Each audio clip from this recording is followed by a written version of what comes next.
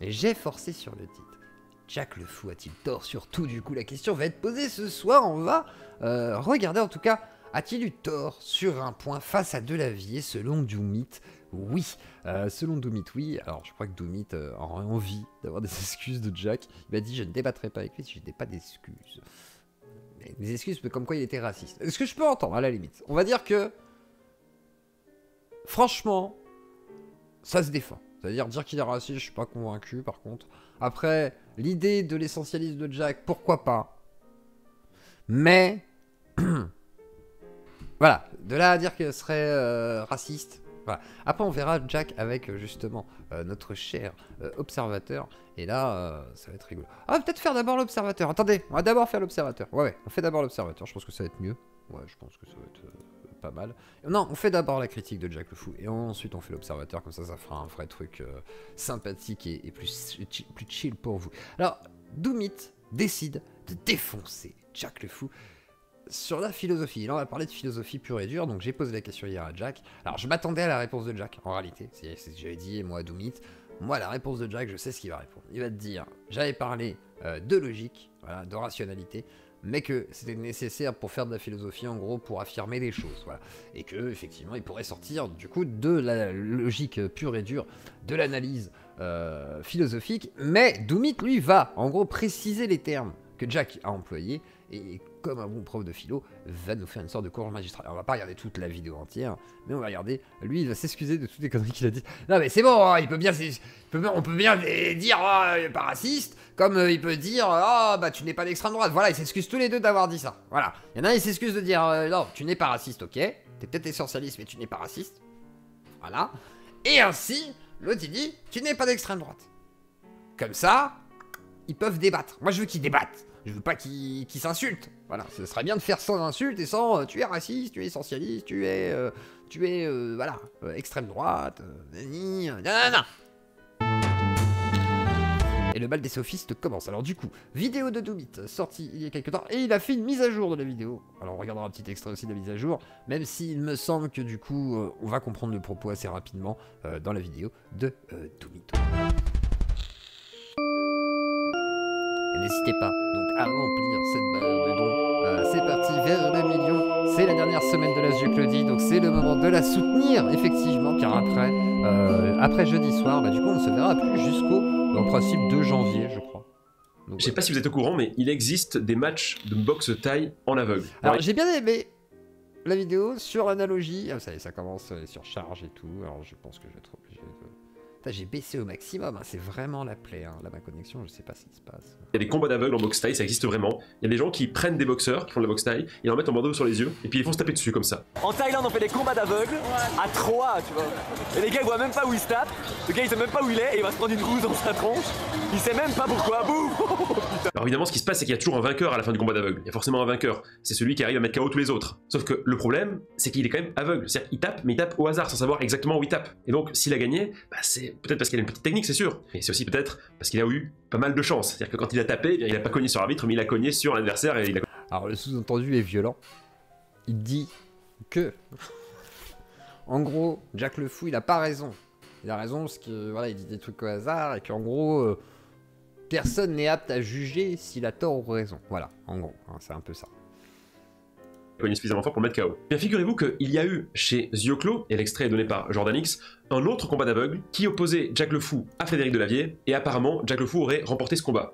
Le problème c'est que ça reste un combat d'aveugle. Générique. Pour te faire plaisir. Les gens qui ne sont rien. Si vous voulez rester en vie, rentrez chez vous. Alors j'ai vu la vidéo de Pas du Ring, mais il n'y a pas grand chose à dire à part ce qu'on va dire, à mon avis, beaucoup ce soir, c'est-à-dire en gros... Jack le Fou, moi c'est la question que je lui ai posée hier, je lui ai dit en gros t'arrives dans le milieu politique français là, qu'il te veuille ou non, dans le milieu politique YouTube, Twitter, voilà, français. Et maintenant en gros il va être confronté à tous ces critiques, on va dire politiques, hein, on a l'habitude, que ce soit de droite, de gauche, qu'importe. Et on arrive dans un nouveau milieu. Et effectivement, certains lui reprochent, en gros, de s'occuper de ce qu'il ne regarde pas, c'est-à-dire de politique française, puisqu'il vient dire aux musulmans, voilà, votre religion n'a rien, et que ce serait une critique légitime dans son pays, c'est-à-dire en Algérie, mais pas en France, selon la gauche, enfin, actuellement. Donc, moi, je me dis, j'ai l'impression que c'est juste que son discours étant accessible désormais et que c'était pas une chose courante, on va dire, d'avoir des débats comme ça, etc. Bah c'est ça qui a l'air d'énerver parce que bon bah voilà, on veut pas. Je comprends pas trop. Moi je comprends pas cette colère, on va dire, même si je comprends le fond du débat. Hein. Le débat m'intéresse en lui-même. Mais par contre, je ne comprends pas le reproche qui est fait puisque bah si on est pour la critique des religions, bah c'est de la critique des religions comme une autre quoi en fait. Bon. Après, parlons d'essentialisation, à la limite, parlons effectivement des concepts qui sont employés, voir à quel point il aurait tort ou non. Est-ce que, effectivement, parce que la deuxième question que ça a soulevé, effectivement, c'est est-ce que Jack le Fou, contrairement à ce qu'il prétendrait, donc, selon la gauche, hein, c'est est-ce qu'il amalgame, in fine, les musulmans avec l'islam qu'il critique? Puisque, de facto, même s'il ne veut pas mettre les deux, bah pour les gens de gauche, beaucoup discuté, c'est ce qu'ils m'ont répété aussi, c'est en gros, bah effectivement, il amalgame les deux, quoi. C'est obligatoire, c'est de facto. Alors je suis pas forcément d'accord là-dessus. Par contre, à la limite, moi, là, je pourrais faire une critique personnelle, moi, sur la méthodologie de Jack, ce serait de prendre tous les débats de la même manière. Voilà. Parce qu'il prend tous les débats à peu près de la même manière, il va essayer de parler avec tout le monde de la même manière, donc si jamais il n'est pas d'accord, il va montrer qu'il n'est pas d'accord, il va amener justement la possibilité de montrer qu'il a raison de ne pas être d'accord. Et là où je pense qu'il y a peut-être une erreur, c'est qu'effectivement, des fois, il faut peut-être adapter. Mais c'est pas la même chose. C'est-à-dire que dans ce cas-là, on n'est plus dans le cadre d'un débat, on est peut-être dans le cadre d'une discussion épistémique ou quoi, et peut-être qu'effectivement, dans ce cas, la place n'est pas dans un live.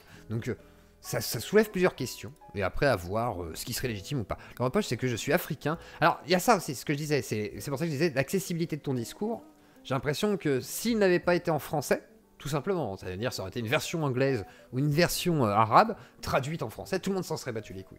Mais comme c'est en français, et que dans le débat, maintenant, vu que par exemple, moi en fait, ce serait resté sur la chaîne de Jordan, limite, en fait, voilà, je vais vous faire le topo. Il serait resté sur la chaîne de Jordanix ou de gens comme ça qui le diffusent pour dire regardez, il met des PLS et tout. Personne n'aurait peut-être rien dit tant que c'était pas inscrit dans le débat politique.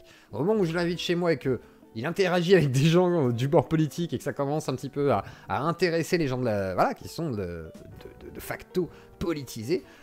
Là, ça commence à peut-être remuer. Et quand il a fait son discours sur la gauche en disant, voilà, je sais pas quoi, ou la France, il y en a qui m'avait dit qu'il avait dit que, voilà, la France, faites n'importe quoi, ou je sais pas quoi, ou je comprends pas la France sur telle position, bah, en gros, il aurait donc attaqué la gauche et il serait sur le terrain politique français. Voilà, Jack, tu es sur le terrain politique français, sache-le. Et donc, il y a des gens qui vont venir tout à l'heure au micro pour critiquer Jack. Voilà. Jack ne pourra pas se défendre pour l'instant, il pourra nous rejoindre après s'il veut, mais ensuite, on regardera un petit peu Jack et l'Observateur aussi, parce que c'est intéressant de voir comment il s'est comporté avec l'Observateur, parce que l'Observateur est plutôt classifié de droite, hein, en mode red pill, etc. Et bah, on va voir comment il se comporte avec un droitard, hein, parce que quand il est avec un droitard, ça veut dire qu'il doit mieux s'entendre avec lui en principe qu'avec un gauchiste. Voilà, donc on va voir un petit peu comment ça se passe. Bonjour, bonsoir à tous et bienvenue sur les vidéos que nous nous intéresser à Mais des il parle beaucoup plus vite que moi, incroyable. principes logiques de philosophie. C'est-à-dire qu'on va s'intéresser à la philosophie de base dans l'Antiquité, à la logique de base telle qu'elle est dispensée dans l'Antiquité. Alors vous ne l'avez peut-être pas vu passer, mais Jordanix a exhumé un extrait d'un live de chez Yeux Clos dans lequel Frédéric Delavier prétend être l'auteur d'un ouvrage majeur de philosophie. Je n'ai pas invité Jack, il est en vacances, Jack. C'est pas ma faute s'il écoute les émissions, mais voilà. Après Yeux Clos, pendant les débats que Jack fait en France, c'était vraiment catastrophique. Parfois pire que les Algériens, il a intérêt à s'adresser à eux aussi. Alors je suis d'accord avec toi, sauf que pour la gauche, en fait, il s'adresse à des musulmans en France qui ne seraient pas dans le contexte, qui n'est pas faux d'une certaine manière. D'ailleurs, j'en discutais avec Xerxes tout à l'heure, mais après, si, en fait, il y a un peu le même contexte, c'est-à-dire qu'ils connaissent pas leur religion. Après, certains, est-ce que ça les ferait sortir de leur religion, ce genre de débat? Peut-être pas, certains, oui. Mais par contre,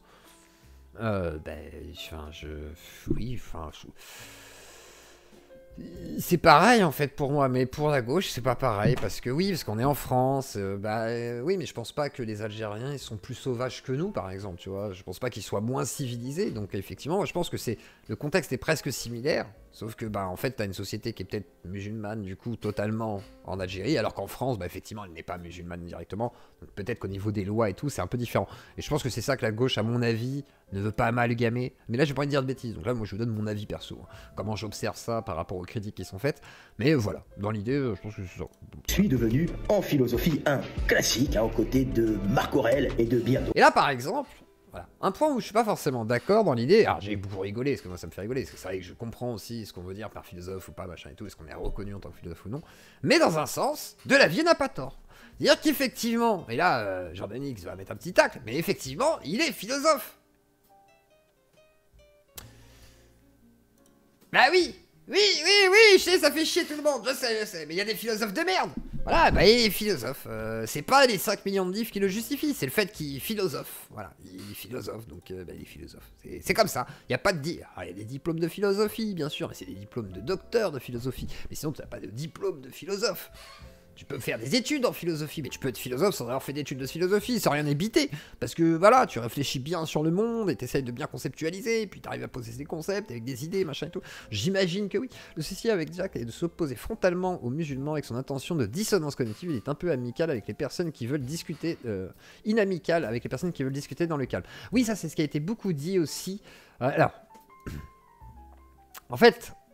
Oui, mais dès qu'il va parler de l'islam, lui, il va retrouver aussi ses réflexes de débat. Enfin, en fait, je comprends aussi la mécanique qu'il y a. Moi, j'ai entendu beaucoup de débats de Jack. Maintenant, je commence à reconnaître sa rhétorique, sa sophistique, sa manière d'amener les choses, etc. Je sais où il va aller, maintenant, je comprends, je sais à peu près, même certaines... Voilà, quand il va parler de liberté d'expression, quand il va parler voilà, de l'Algérie, de la France, de la religion, etc. Je suis sur le Discord au cas où... Oui, pas de souci. Mais en gros, effectivement, se piquer. Effectivement, je pense que, malgré tout... attendez, c'est quoi que j'étais en train de lire juste avant? Attendez, je reprends le message, parce que j'ai perdu ma phrase du coup, je me suis dit, voilà, alors l'inamicalité, oui mais le problème c'est il a un mindset, façon de parler, ça fait combien de temps qu'il fait ça? Donc plusieurs années maintenant qu'il débat, hein, 3 ans en gros non-stop, bah son cerveau il est programmé comme ça les gars, enfin... On lui parle d'islam, lui, je réagis comme ça parce qu'il est programmé comme ça. Je pense qu'il est câblé comme ça. Et là, je ne donnerai pas tout de suite la parole à Jack pour donner mon impression sans être biaisé. Et après, il pourra se défendre un petit peu quand même, malgré tout. Bien sûr, c'est pas vrai. C'est-à-dire que Frédéric Delavier n'est pas un philosophe, il n'est pas l'auteur d'un ouvrage majeur de philosophie ou d'un ouvrage de référence. Personne n'a rien à battre. Je veux dire, on se met d'accord. Hein. Frédéric Delavier, ce qu'il dit, c'est clownesque. Ses positions sont grotesques, ridicules. C'est un gars qui n'y connaît absolument rien en philosophie. Et son livre, on va même pas faire l'effort de le lire ou de le commenter, ça n'a aucun intérêt. Ce gars-là n'intéresse personne dans les milieux académiques. Il ne discute pas avec la philosophie. Ses textes sont désastreuses. Ok, on le sait, c'est zéro.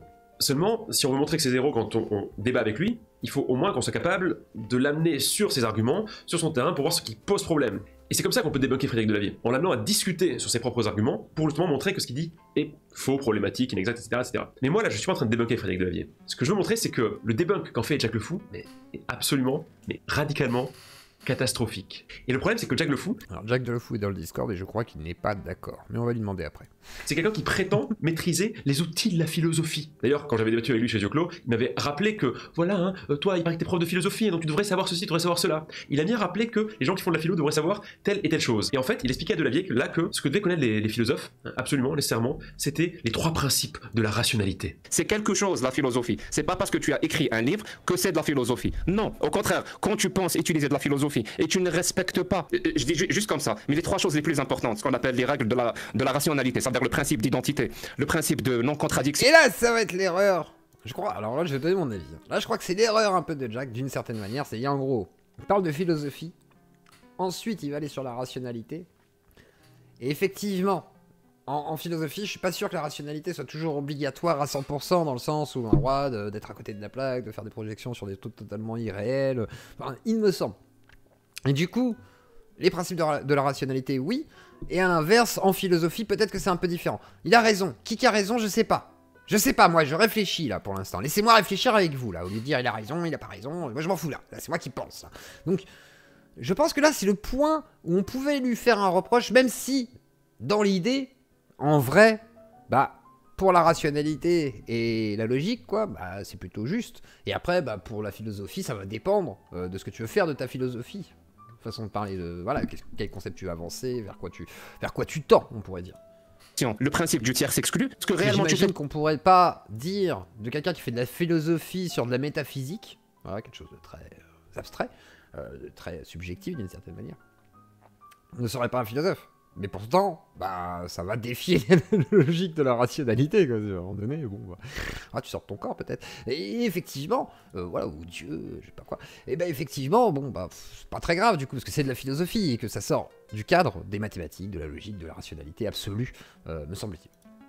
de la philosophie. Bon, ça, c'est vraiment problématique. Parce que en vérité, certes, il existe des principes. Et oui, Jack voit le côté scientifique de la philo, ce qui est pas faux aussi, non, on peut aussi le prendre sous cet angle-là. Ce qui est, mais après, je pense que c'est plus vaste que ça. Après, la philosophie, c'est voilà, c'est plus compliqué que ça, me semble-t-il, et des fois plus abstrait.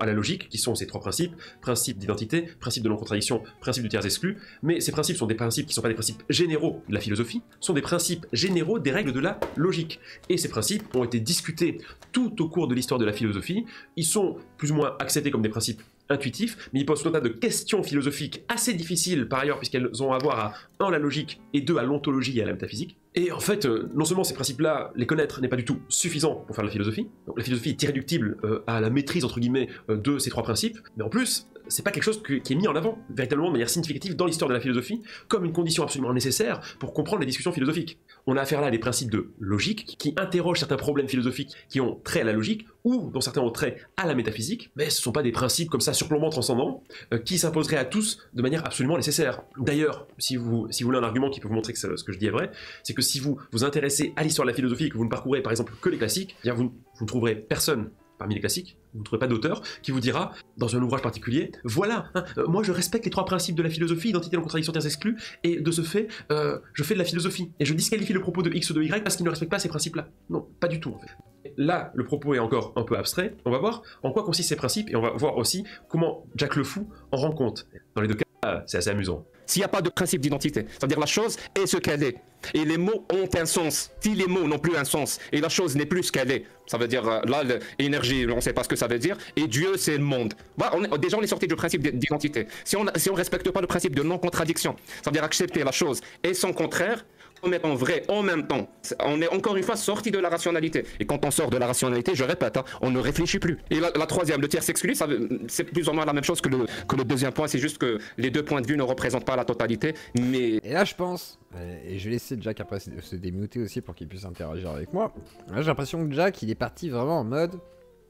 Je vois que ce monsieur affirme des choses qui se disent scientifiques, je vais aller sur le principe du coup du côté très scientifique, quoi, en fait, et lui dire, bah non, c'est pas possible de prendre deux possibilités, c'est-à-dire à la fois la Terre ronde et à la fois la Terre plate. Par contre, sur un aspect philosophique, on pourrait se poser la question de se dire, bah oui, on pourrait accepter les 2 assertions ensemble, d'une certaine manière, et philosopher autour, en fait, de concepts peut-être qui soient d'ordre mathématique, métaphysique, j'en sais rien, enfin, mon cul sur une commode, vraiment... Voilà, j'imagine que c'est possible. Et là, on va rentrer quand même dans le côté raisonnement pur logique, ce qui fait que sur un débat qui a trait à la philosophie, du coup, d'une certaine manière, même si on parlait aussi, voilà, pas que de philosophie, parce qu'on parlait de la Terre ronde, la Terre plate, d'islam, etc. Mais malgré tout, voilà, c'est là où va rebondir Doumit, parce qu'on rappelle que Doumit est doctorant en philosophie, donc forcément, bah là, c'est son terrain, et il va montrer à Jack que c'est son terrain. Pour le deuxième point. Et donc... Quand j'ai entendu ça, j'ai eu l'impression d'écouter le professeur Raoult qui donnait des cours d'épistémologie à Aix-Marseille quand il expliquait la différence. Alors là, il a décidé d'insulter Jack. Alors là, on est au niveau des insultes. Enfin, là, si vous n'avez pas compris, là, on est quand même au point de... Voilà, je vais te mettre des petits coups dans la ceinture, là. Voilà, c'est Raoult, boum, boum. Entre les modes de raisonnement abductif, inductif et hypothético-déductif. Il y a un terme qui n'est pas très employé en France, mais qui est un point très important, c'est l'abduction, c'est-à-dire que c'est la découverte par hasard. Et là, je trouve que c'est un peu salaud de dire ça, dans le sens, petit point de malhonnêteté de Doumit, c'est-à-dire que, à l'inverse de Raoult, dont la langue française est la langue maternelle, bah, du coup, il a tendance à beaucoup traduire, en fait, Jack, des concepts qu'il connaît en anglais, ou qu'il connaît, du coup, en arabe, etc. Et de facto, il me semble que là, bon, c'est un demi-point, quoi. L'abduction, c'est j'ai une hypothèse, et cette hypothèse, je mets en place les outils qui me permettent de confirmer cette hypothèse. Et la déduction, c'est de la corrélation entre données. Vous voyez, donc je vois ça, je vois ça, je vois ça, tout ça est corrélé, et donc je déduis que c'est ça qui fait ça. Ce passage-là trahit malheureusement une méconnaissance profonde des bases de la philosophie logique antique de Jack le Fou. Et ça, c'est un problème. Parce que, ok, moi je suis pas spécialiste de la religion, je vais pas trop me la ramener donc de ce fait sur la religion, je vais pas dire des choses sur le texte coranique, tout ça. Et là, il va même admettre, si j'ai bonne mémoire, que le travail de Jack peut être très utile dans le cadre où il s'inscrit. Donc en fait, La critique, elle va être vraiment sur un point de philo, là, un petit point de détail. Et aussi sur, en fait, et je demanderai à Jack tout à l'heure aussi, s'il veut bien s'excuser d'avoir dit qu'il était raciste, Doomit. Dans ce cas-là, Doomit acceptera peut-être de faire face à Jack. Je force là, mais... Et au pire, je demanderai à Doomit, s'il veut, Jack, de demander à Doomit de retirer... de retirer quoi? Ah oui, t'étais d'extrême droite. Voilà, je peux m'arranger pour ça. On peut dealer un truc. Ouais, je pense qu'il y a moyen. Ah, je connais pas. Et je vais pas épingler Jack le Fou là-dessus. Mais ça se trouve, Jack il va me dire non, et Doomit il va me dire non non plus. Les deux égos vont me dire oh mais oh, tu fais quoi? Et là, Jack le Fou est en train de tenir une posture surplombante en énonçant des principes philosophiques qu'il considère comme étant fondamentaux pour tenir une argumentation philosophique. Et le problème, c'est que ces principes philosophiques qu'il énonce comme étant nécessaires, et même suffisants peut-être, pour tenir une argumentation philosophique rationnelle, il leur fait Oui, dire... mais comme il a parlé de... En fait, je sais qu'il parle de rationalité. Certains me disent oui, Jack il parle pas de philosophie, il parle de rationalité. Oui, mais comme on parlait de philosophie... C'est là où je dis c'est l'erreur de Jack. Dans le sens où Jack, il a voulu parler de philosophie, mais en fait, il voulait d'un coup citer ces trois principes de rationalité, puisqu'en fait, il allait partir sur autre chose dans tous les cas. Et je pense que malgré tout, c'est la petite erreur, quoi. Il aurait pas dû aller à droite pour aller à gauche, tu vois. C'est le petit détour qu'il ne fallait pas faire pour qu'un prof de philo décide d'appuyer là-dessus, parce que il y a eu un petit clash en amont, et que finalement, c'est l'occasion qui fait le larron, comme on dit. N'importe quoi. Et donc de ce fait, comme il leur fait dire n'importe quoi, est-ce qu'on peut vraiment penser que Jack le Fou est dans l'argumentation rationnelle et philosophique, puisqu'il ne maîtrise même pas les outils qu'il se donne lui-même comme nécessaires à maîtriser pour faire de l'argumentation philosophique et rationnelle. Je propose qu'on étudie les principes un par un. S'il n'y a pas de principe d'identité, c'est-à-dire la chose est ce qu'elle est, et les mots ont un sens. Si les mots n'ont plus un sens, et la chose n'est plus ce qu'elle est, ça veut dire, là, l'énergie, on ne sait pas ce que ça veut dire, et Dieu, c'est le monde. Voilà, déjà, on est sorti du principe d'identité. Non. Le principe d'identité peut s'énoncer de la manière suivante. Ce qui est, ce qui existe, existe, A égale A, 1 plus 1 égale 2, c'est la forme de ce que Kant appelle les jugements analytiques. Bref, cela renvoie finalement à des vieilles idées de Parménide, qui pose cette affirmation tautologique comme au fondement de sa philosophie et de son ontologie, à savoir que ce qui est que l'être embrasse absolument toute chose. Et ce que dit ce principe, c'est pas que les mots ont un sens. Cela n'a rien à voir avec le fait que les mots aient un sens. C'est simplement une affirmation sur l'identité de la chose. Alors là c'est intéressant, parce qu'il nous fait un vrai cours de philo. Mais en vrai, c'est pas ce qu'il veut dire. C'est je pense que bon, il dit les mots ont un sens, c'est de dire en gros on peut pas faire tout ce qu'on veut, sinon en fait on va pas se comprendre quoi dans l'idée. Et là, du coup il va appuyer sur le côté très philo, on va dire, du point. Donc je vais avancer un petit peu ce point. Attendez, on va mettre le tété. Donc t'as de raison. Alors on se demande si quand nous parlons, nous référons à une chose qui est indépendante de nous, si on réfère à des représentations de cette chose, si on réfère juste à des propositions elles-mêmes, c'est là que se pose le problème en fait. Ces questions-là sont difficiles en philosophie, mais pour que vous ayez une vague idée d'où vient ce principe de l'identité, il est énoncé par Parménide, Platon y revient dans le Sophiste où il met en jeu justement Parménide, et c'est un principe de l'Antiquité. Platon s'en sert à des fins ontologiques et métaphysiques, mais on peut aussi s'en servir à des fins logiques. Ah Attends, je donne la parole à Jack. Jack, je te laisse te démuter. J'ai lu ton message, je veux que tu le dises toi-même. Bonsoir. Bonsoir, Jack. Jack n'est Comment pas ça va, content. Ça va très bien. Je vois que Jack, tu n'es pas content. Tu n'es pas d'accord avec ce qui est dit. Pourquoi tu m'as invoqué? Ah bah ça, non, parce que je voulais faire un peu... Parce qu'il y a des gens qui... Alors, il y a des gens qui vont parler après, qui sont critiques de ta méthode, on va dire. Et du coup, je trouvais intéressant qu'on fasse une soirée sur le sujet. Du coup, je me suis dit, bah, autant t'invoquer. Et puis, du coup, déjà, première question. Est-ce que tu serais prêt à retirer le fait, si jamais tu considères que tu dois le faire ou pas, hein, je sais pas, que Doomit serait raciste, et peut-être qu'il accepterait dans ce cas-là peut-être un jour de parler face à toi. Sinon, il ne voudra pas. Je vais répondre de la manière la plus claire et précise possible, comme j'essaye de le faire à chaque fois. Je ne peux pas retirer un truc que je n'ai pas dit.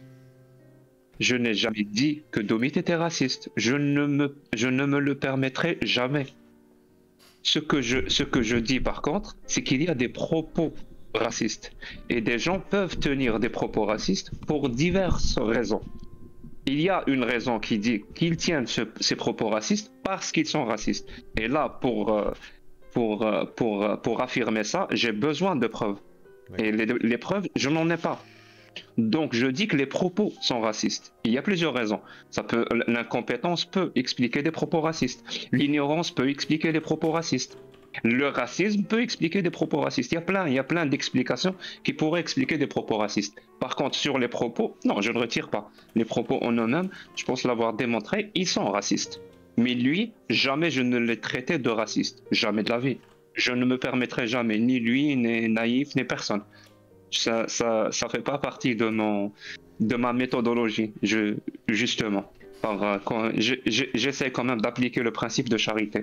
J'essaie pas d'expliquer des choses par la malhonnêteté si je peux les expliquer par l'incompétence et l'ignorance. Est-ce que ça répond à ta question ou pas? Ça répond à ma question, mais est-ce que tu comprends la colère que tu suscites actuellement, du coup?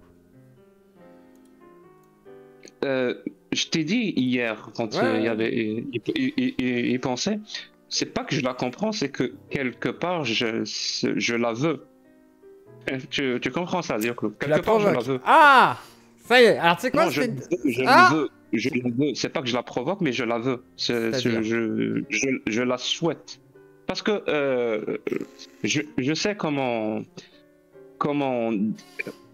dans une société on peut délier des langues et imposer la liberté d'expression. C'est qu'il faut toujours qu'il y ait des gens qui poussent un petit peu cette limite qui a été imposée de manière légale ou de manière artificielle, ça dépend. Il y a des gens qui doivent pousser cette limite et qui auront de facto, on appelle l'étiquette de radical, ce qui n'est pas toujours péjoratif, hein, qui auront de facto l'étiquette de radical et qui vont concentrer les attaques. Mais en ce faisant, il y a d'autres personnes, parce que ce combat-là que j'essaye moi de mener, que j'ai choisi, que je n'impose à personne, ce combat c'est le mien, c'est que je trouve noble, c'est pour ça que je l'ai choisi. Ce combat-là, il y a beaucoup de personnes qui mènent exactement le même combat, avec leur façon, avec leur méthode, et ces personnes-là, encore une fois, sont tranquilles pour le moment, vu que c'est moi qui concentre toutes les attaques. Mais je t'ai dit hier que de ce côté-là, il me reste encore beaucoup de résilience. Il n'y a aucun souci. Mon niveau de résilience, il est assez élevé. Est-ce qu'on peut dire que tu ouvres la fenêtre d'Overton un petit peu en mode, voilà, tu essayes d'élargir les possibilités, justement, du coup, tu essaies de t'imposer dans le débat peut-être politique français. Alors, moi, c'est une vraie question. Je me suis posé la question si c'était pas volontaire, d'une certaine manière. C'est-à-dire, en gros, à la base... Non, 100% volontaire. Non, mais à la base, tu vois, je veux dire, tu les connais pas, je sais que c'est pas une volonté, tu vois, à la base. Mais par contre, en voyant l'occasion, tu t'es dit, ah bah quand même, en vrai, c'est peut-être pas si mal. Oui, tu as bien résumé les choses. Et tu as parlé de la fenêtre d'Everton. Oui, ça s'applique... Oui, je dirais que ça s'applique pas parfaitement à mon combat. Surtout celui que je mène en Algérie, parce que contrairement à ce que les gens pensent, les débats en français ne représentent que 20% de ce que je fais. L'écrasante majorité des débats sont en arabe. Je le dis, je le redis, peut-être que les gens, même depuis que j'ai commencé ma chaîne YouTube en français, je débat toujours, tous les jours en arabe, tous les jours. Je n'ai pas arrêté, je ne vais pas arrêter. Et ça représente même le plus gros de mon travail. Se fait encore en arabe. Quand je dis en arabe, j'inclus toutes les langues qui sont parlées en Algérie. Voilà, c'est vraiment, je raccourcis, mais quand je dis arabe, c'est arabe classique, c'est algérien et c'est le kabyle. D'accord, très bien. Et alors du coup, tu disais que Doumit, philosophiquement, ce qu'il disait, c'était faux. Alors là, t'as décidé de renchérir, là. Ah non, tu sais, moi, je déteste cet exercice, celui qui fait en sorte que je réponds à une vidéo. Parce que la personne en face n'est pas là pour défendre, pour préciser ses propos. Donc, quelque part, c'est un peu malhonnête. Et c'est pour ça que je déteste ce genre d'exercice et tu n'en trouveras jamais, mais vraiment, tu n'en trouveras jamais sur ma chaîne, sur ma chaîne YouTube. Parce que c'est un exercice qui n'est pas correct. Voilà, ça donne pas l'occasion à l'autre personne de préciser ses propos, de dire que là, le contexte, c'est pas ça, que l'extrait que tu as tiré, il manque quelques données. Donc l'exercice en lui-même, je le déteste. C'est pour ça que j'adore le débat. Parce que le débat, la personne, elle est là, elle est en face. Si elle estime que j'ai commis un sophisme, elle a tout de suite l'opportunité et l'occasion de me le démontrer. Et là, je me sens pas à l'aise, mais pour le coup, comment on fait? Est-ce que j'attends Doumit pour qu'il précise ses propos? Parce que c'est grave ce qu'il vient de dire. Passer, je vous le dis, philosophiquement parlant, c'est très grave, surtout pour un prof de philo. Mais pourquoi c'est si grave? C'est-à-dire, non, là, tu t'en dis trop, là. T'es obligé de donner un petit élément. T'es obligé de nous donner un Il petit a très biscuit. très mal défini, il a très très mal défini le principe d'identité. Ah. Pour un prof de philo. Et encore une fois, il m'a fait dire quelque chose comme quoi tout ce dont on a besoin pour philosophie, c'est les principes de la logique formelle ou les principes de la rationalité. Mais c'est pas le cas. J'ai dit que c'était un outil c'est du b à bas de la philosophie. C'est-à-dire, c'est un outil, mais il y en a plein d'autres. Ça veut pas, ça veut dire là, il a commis le sophisme du faux dilemme. Comme si c'est tout ce dont tu as besoin pour philosophie. De ces trois principes. Non, tu as besoin de ces trois principes et d'autres principes et d'autres concepts pour que ça soit de la philosophie. Parce qu'encore une fois, il suffit pas de parler et de dire des trucs et d'analyser pour que ça soit de la philosophie. La philosophie, c'est quelque chose que je respecte énormément. Donc, elle a ses règles pour ne pas dire n'importe quoi. Ça veut dire, si on écrase les règles ou les principes philosophiques ou des concepts qui appartiennent à la philosophie, on va finir par dire et par clamer des trucs qui n'ont ni queue ni tête. Par exemple, les religions. Les religions, c'est des tentatives d'expliquer le monde. Effectivement. Est-ce qu'on peut dire que les religions, c'est de la philosophie? Absolument pas. Les religions ne sont pas de la philosophie. Pourquoi? Parce qu'ils ne respectent pas certaines règles philosophiques. Entre autres, il y a ces règles-là, parce que moi, je fais partie des gens qui affirment haut et fort, et on est très nombreux, on va dire qu'on est très, très, très nombreux de ceux qui exercent, ou ceux qui pratiquent la philosophie à dire ça. On ne peut pas philosopher en dehors de la logique et de la rationalité. On ne peut pas. Tu vois, je l'affirme. Et lui, comment il a défini le principe d'identité, c'est absolument pas ça. Ensuite, il a donné un exemple, 1 plus 1 égale 2. Tu sais, je découvre la vidéo avec toi, parce que j'ai vu vraiment que le début. Je te l'ai dit hier. Comment ça, 1 plus 1, c'est le principe d'identité? Ça n'a aucun sens. Ça n'a aucun sens. Ça n'a aucun sens.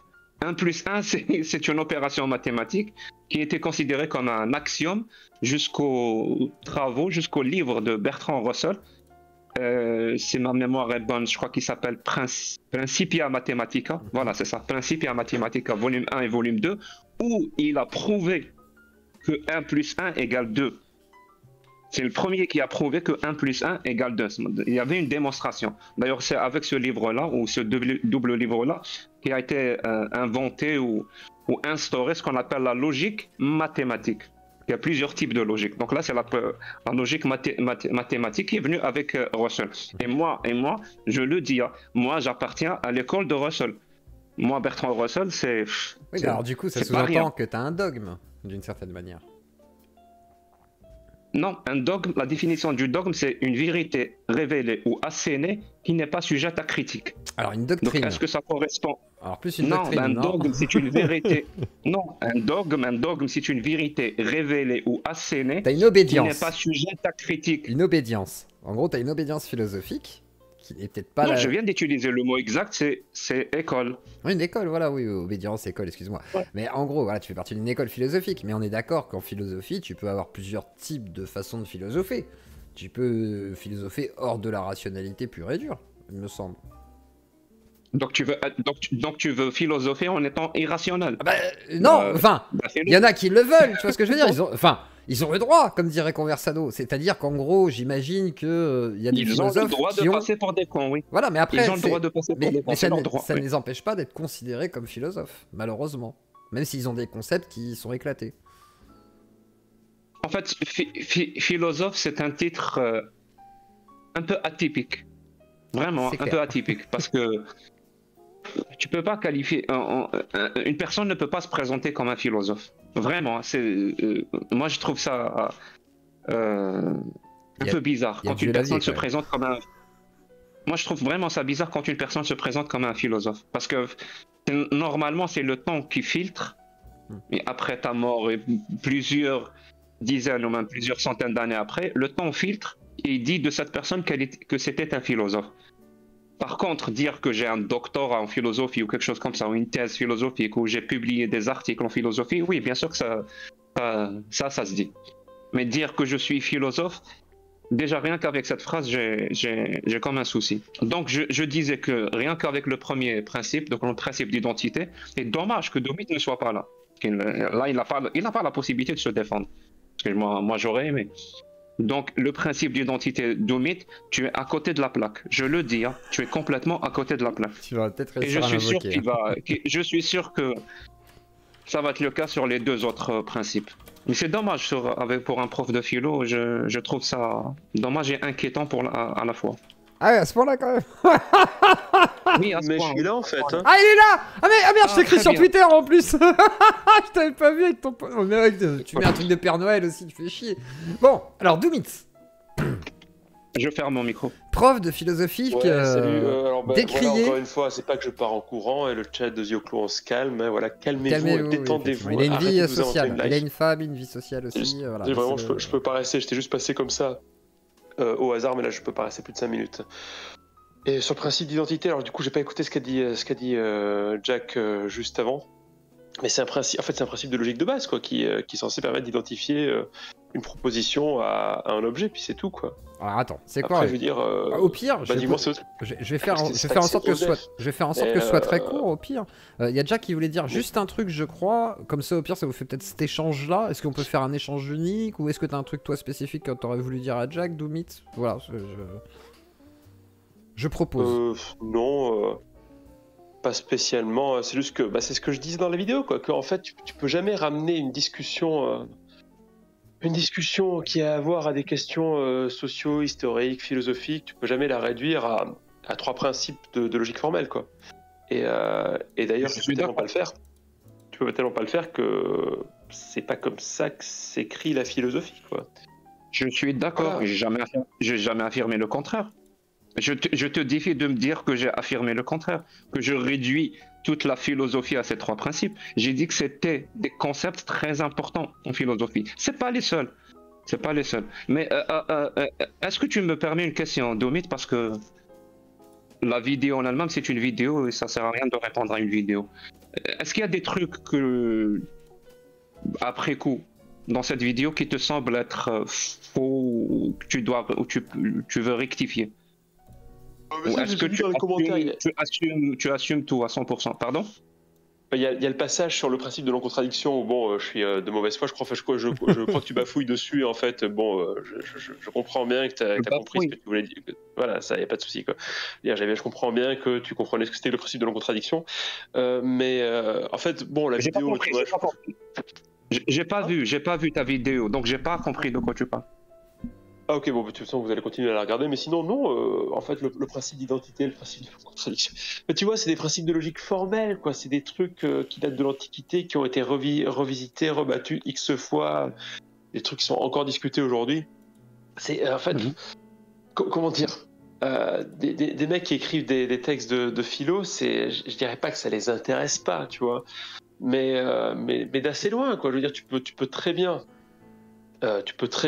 écrire des textes de philosophie en fait, c'est de l'implicite, quoi, sans avoir à formaliser l'expression des trois principes de la logique formelle telle qu'on les retrouve dès l'Antiquité, quoi.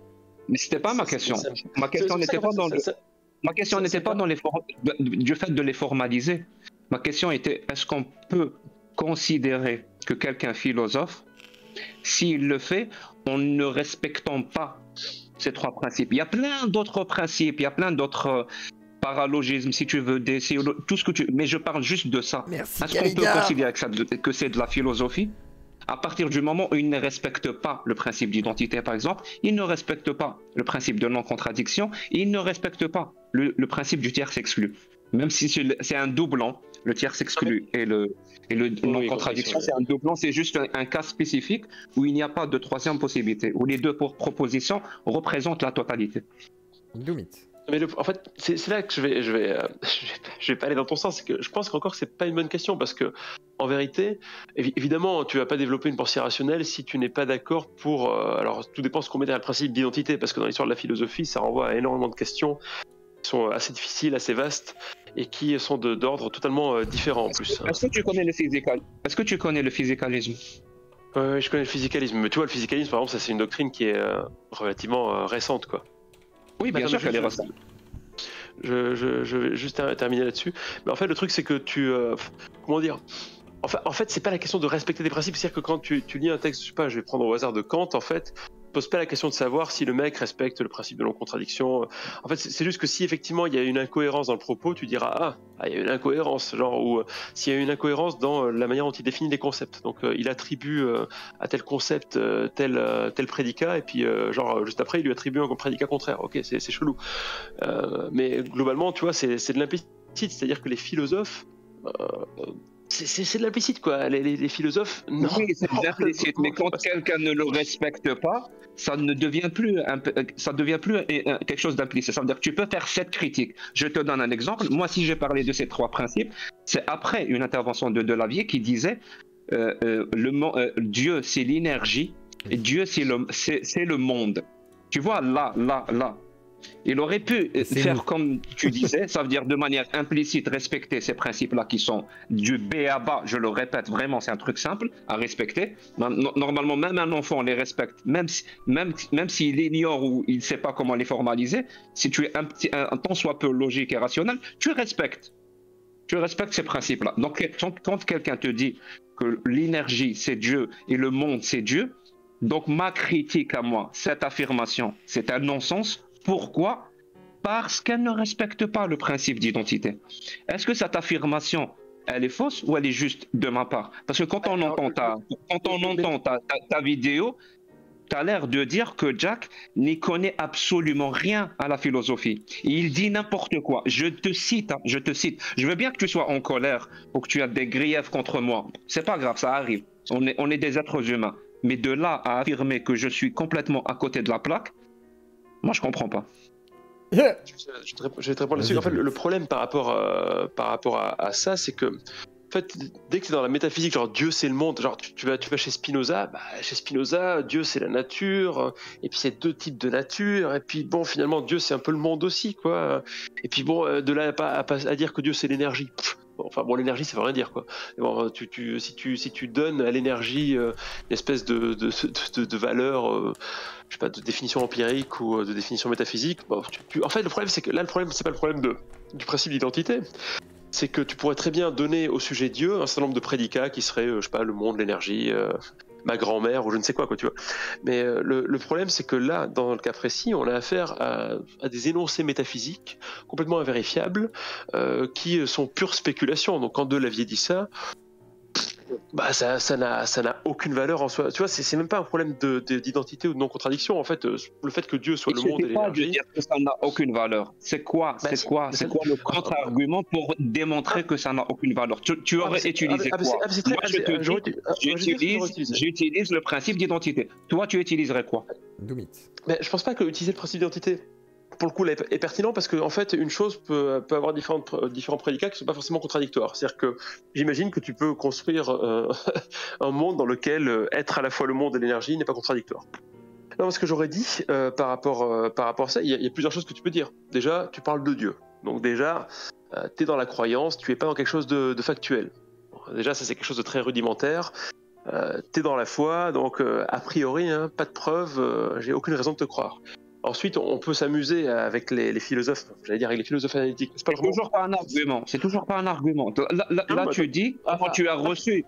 Non, il faut le démontrer. C'est ça un débat. Il faut le démontrer. Non, mais ça c'est. Il ne suffit pas de dire ça m'a l'air n'importe quoi. Il faut le démontrer. Non, mais c'est déjà un argument parce qu'en fait, affirmer l'existence de Dieu, s'il n'y a pas de démonstration, moi j'ai aucune raison d'y croire. Et ça, c'est déjà un argument. C'est-à-dire que déjà, premièrement, tu me dis Dieu c'est ça. Pourquoi je croirais déjà que Dieu existe? Tu poses comme présupposé le fait que Dieu existe. Ensuite, tu peux dire que il y a un certain nombre de philosophes qui ont essayé de démontrer que l'énergie existe. Parce que l'énergie existe, parce que le monde existe. Et il te dit que Dieu, c'est l'énergie, c'est le monde. Alors comment tu fais pour dire que non, cette proposition n'est pas vraie? Comment tu fais? Donc on bloque le principe d'identité. À lui, te définit Dieu comme étant l'énergie et le monde. Oui. Et nous aussi, d'une certaine manière. Tu peux rouler avec Wittgenstein et dire, et je terminerai là-dessus, c'est pas que je suis en train de faire là encore. Donc on revient au langage. En fait, mais même si l'argument de Wittgenstein, bon, il est un peu, il est un peu douteux, hein, mais bon, et je pense qu'il est quand même assez efficace ici. Qui consistera à dire que, en fait, tu as un ensemble d'énoncés de propositions qui réfèrent à des faits, et il y a un ensemble d'énoncés de propositions qui ne réfèrent pas à des faits. C'est très facile à dire, tu vois, genre par exemple, je sais pas, le ciel est bleu, voilà, une fois que je me suis mis d'accord sur ce que ça voulait dire, eh bien, Donc, on revient au langage. Donc c'est pour ça que le principe d'identité, quand je l'ai défini, je l'ai défini avec le langage. Et ça, tu me l'as reproché. J'ai pas terminé, sinon on va pas passer par le principe d'identité. Et donc, donc, il y a un certain nombre de propositions en fait qui sont assujetties, enfin qui réfèrent à des faits. On va parler comme des philosophes analytiques, donc il y a des propositions qui réfèrent à des faits.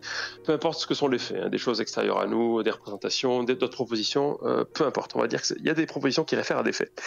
Et ces propositions peuvent être vraies ou fausses. Voilà. Et puis il y a des propositions qui sont indécidables. On ne peut pas savoir si elles sont vraies ou fausses.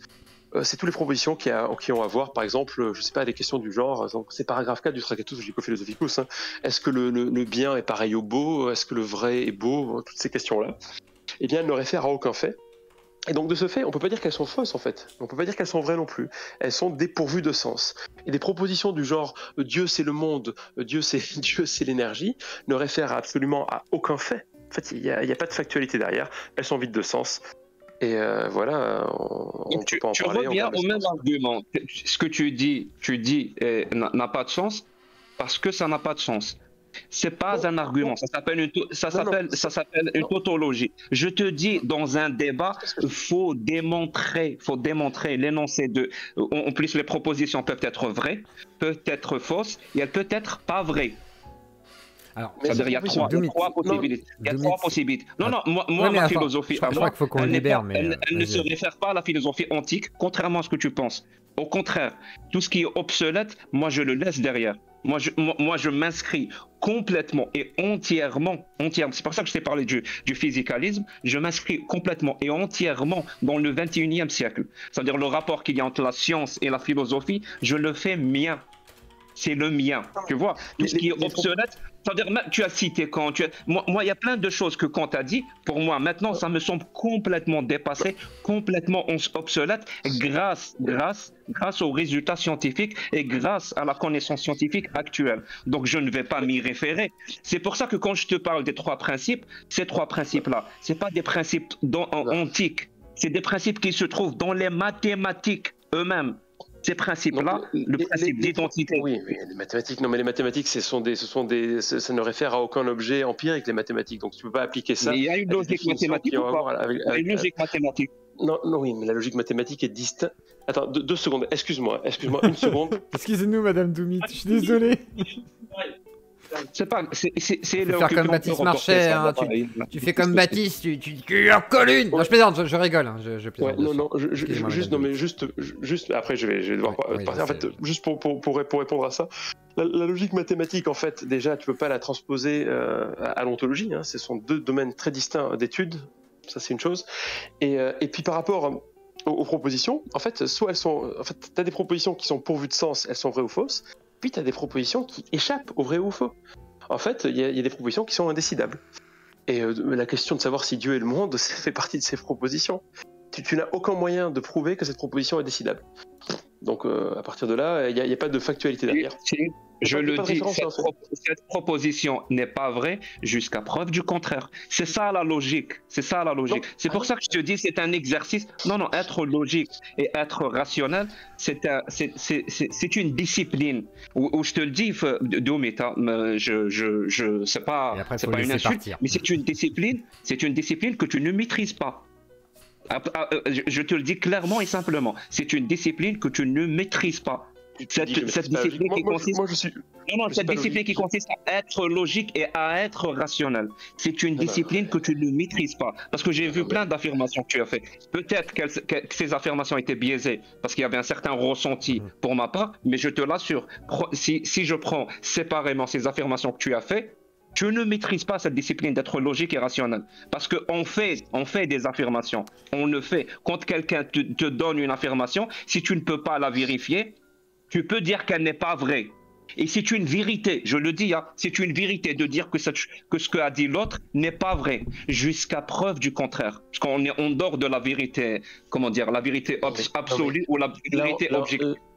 Là, on est dans la sémantique. On est dans la sémantique. Après, tu dis que je maîtrise pas la logique. Moi, je suis pas logicien. Ce qui m'intéresse à la base, c'est l'épistémologie des sciences sociales. Voilà. Après, bon, toi non plus, t'es pas non plus un grand. Vas-y, Doumit. Toi non plus, t'es pas non plus un grand maître de la logique, puisque tu transposes la logique mathématique au fait empirique, ce qui est contraire à toute la trajectoire philosophique depuis l'Antiquité pour le coup. Bref, peu importe. Mais disons que.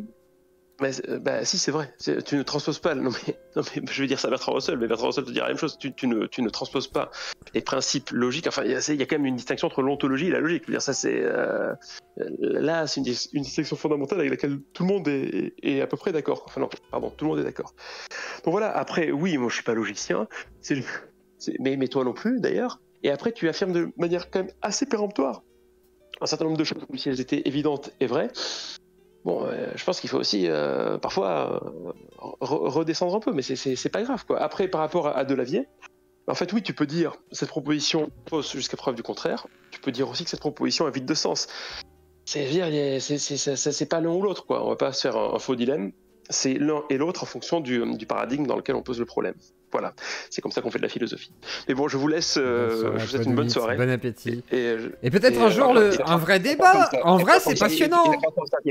C'est pas comme ça que je fais de la philosophie, moi. Oui, mais toi, tu n'es pas, Jack, tu n'es pas la personne qui décide de comment on fait de la philosophie. Jusqu'à preuve du contraire. Voilà. Et donc, jusqu'à preuve du contraire, je suis la personne la mieux placée pour décider comment moi je fais de la philosophie. Et toi, tu es la personne la mieux placée pour me dire pourquoi ce que je fais n'est pas de la philosophie. Et pour le moment, je te le dis, il n'y a rien. Il n'y a absolument rien. Oui, parce que c'est toi qui le décides. Mais bon, jusqu'à preuve du contraire, bon, c'est ni toi ni moi qui décidons si on fait de la philosophie. C'est la postérité. Bon allez, je vous laisse et je vous souhaite une bonne soirée. Et désolé à Madame Doumit pour le. Et continuez à débunker, il n'y a pas de souci. Et puis honnêtement, juste ce que je veux dire à Jack, moi j'ai envie d'enterrer l'âge de guerre, j'en ai marre de ce drama de merde. Ah oui, je pense qu'il faut. Et si on pouvait souffler un peu. Si tu en avais marre de cette guerre, on va appeler ça une guerre, parce que c'est pas une vraie guerre. Explique-moi ta dernière vidéo où tu me fais dire que les antiracistes sont racistes. Pourquoi c'est quoi le but, de me faire dire que les antiracistes sont les vrais racistes? C'est quoi le but? Écoute, si tu veux, je vais essayer de m'organiser, de me libérer, voir si on peut se faire un vrai débat chez Youclo et on pourra en parler comme ça. Bah voilà.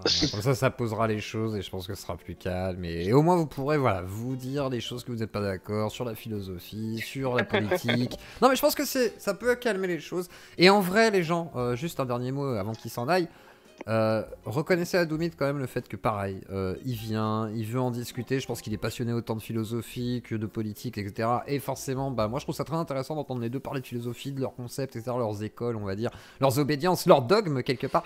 Bref, voilà, merci à Doumit.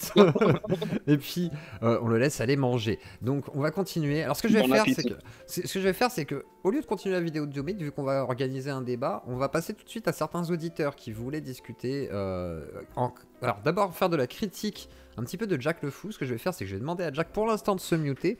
Et je vais laisser quelques auditeurs déjà expliquer leur point de vue. Et ensuite, ils pourront discuter un peu avec Jack. À moins qu'ils veuillent directement interagir avec lui, je vais leur demander à chaque fois. Est-ce que tu me permets juste une petite intervention? Oui, tu peux. Mais vraiment, vas-y. Juste sur les trois principes, parce que c'est bien beau d'en parler, mais il faut quand même les expliquer de manière rapide. Alors, le principe d'identité, le principe de non-contradiction et le principe du tiers s'exclut. Je vais expliquer ça par des exemples très simples. Et je vais faire très vite, ne t'inquiète pas, Zéoclo. Donc, le principe d'identité, c'est ce qui dit que la chose est ce qu'elle est et les mots ont un sens. Ça veut dire, la bouteille d'eau, c'est la bouteille d'eau. C'est aussi simple que ça. Le principe de non-contradiction, c'est que la chose et son contraire ne peuvent pas être vrais en même temps. Je répète, en même temps, ils ne peuvent pas être vrais en même temps. Je donne un exemple. Quelqu'un qui dit que la Terre est plate et une autre personne qui dit que la Terre est sphérique, ça veut dire qu'il donne à la Terre une forme.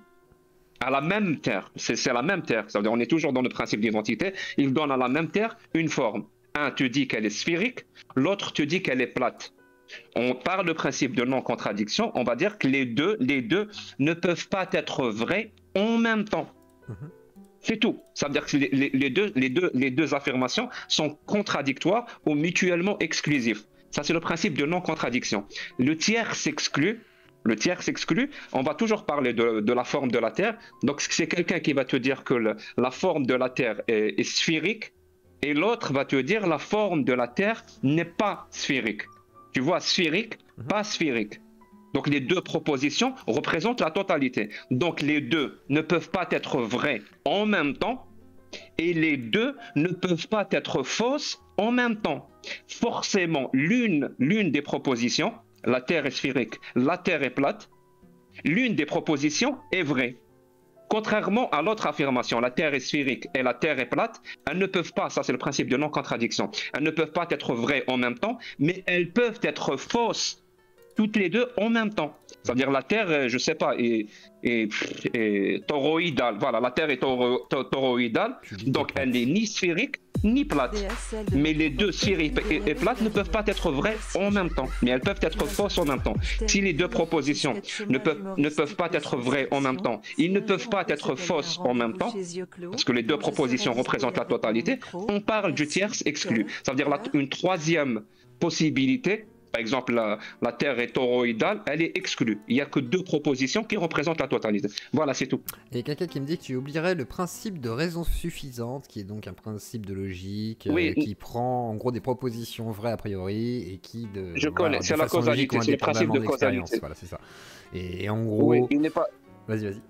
Mon école à moi philosophique ne prend pas ça comme un principe fondamental de logique. Et ce qui est bien, c'est que tu le dis quand même, c'est que c'est ton école de philosophie, mais c'est là aussi où Doomit ne peut pas être d'accord avec toi, c'est que lui, en gros, et je sais pas si je pense que tu peux l'entendre ça, mais lui, en gros, il travaille sur toute la philosophie. Alors après, il a son domaine à lui, mais en gros, c'est vrai que si tu prends toute la philosophie dans sa globalité, bah ton ton école de philosophie n'est pas représentative de toute la philosophie. On est d'accord là-dessus. Jack. Il est mort. J'arrivais pas à ouvrir mon mic. Oui, bien sûr, il y a plusieurs approches. Le plus intéressant, c'est justement les critiques qui peuvent être amenées à chaque approche. C'est tout. Le plus important, et la critique peut être dans la méthodologie, mais elle peut être aussi dans l'exactitude, parce que l'exactitude des affirmations et des conclusions à laquelle tu arrives. Donc là, ces conclusions, est-ce qu'elles sont conformes à la réalité? Très bien. Si elles ne sont pas conformes à la réalité, c'est aussi un reproche qu'on peut faire. Mais oui, toute approche est à respecter en quelque sorte, dans le sens où tu dois la critiquer. Très bien. Et alors du coup, j'ai un don qui me dit désolé de m'être emporté quand il y avait de la vie. Merci à Jack le Fou, tu m'as sauvé. J'ai écrit un petit sketch hommage humoristique de science-fiction. Si un jour on peut se caler un rendez-vous chez Yeux Clos ou voilà, même sur TikTok, etc. Je serai dispo avec mon micro. Merci. Donc voilà, c'est de la part de Niro Mancien. Donc eh bien parfait. Et on va commencer à donner la parole du coup aux gens. Et si jamais tu veux passer un jour Niro Mancien, tu me contactes même sur le Discord si tu veux envoyer ton sketch que je lui passe, que je lui transmette. J'imagine que c'est faisable. Alors je vais donner la parole d'abord à un auditeur particulier. Je crois que c'est un ancien salaf qui a changé mais qui trouve que la méthode de Jack n'est peut-être pas la bonne. Je ne sais pas. On va lui poser la question. C'est Rezov. Rezov, c'est à toi.